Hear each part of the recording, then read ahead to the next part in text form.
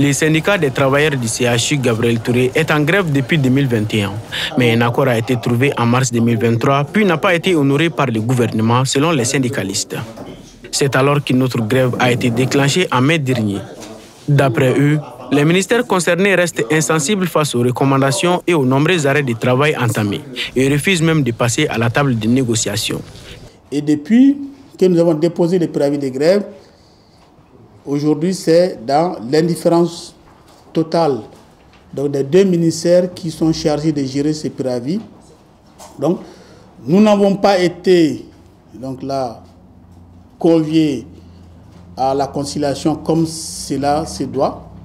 Ce n'est pas une grève illimitée, mais depuis le 31 mai, nous sommes en grève et chaque semaine, il y a des jours sans travail. Rappelons les raisons de ces grèves à répétition.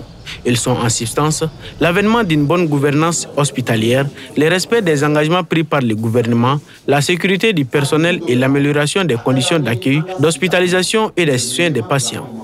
À Gabriel Touré, des analyses les plus élémentaires pour faire une opération chirurgicale, ce qu'on appelle un bilan préopératoire, on est obligé de vous référer dans le privé pour les faire. Et en cas d'urgence, ça cause énormément de problèmes. Régulièrement, des appareils indispensables dans un CHU tels que le scanner, la radio tombent en panne.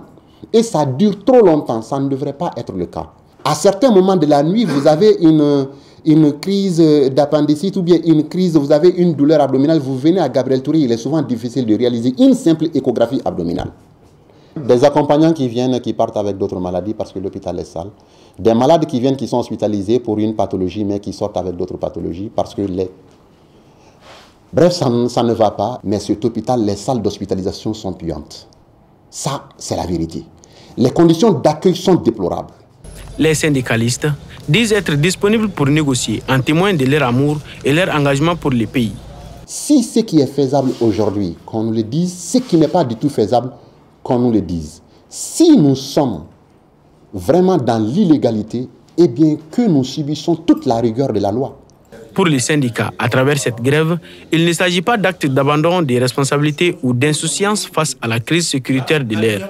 Mais bien au contraire, c'est afin de mieux les outiller pour mieux servir le pays.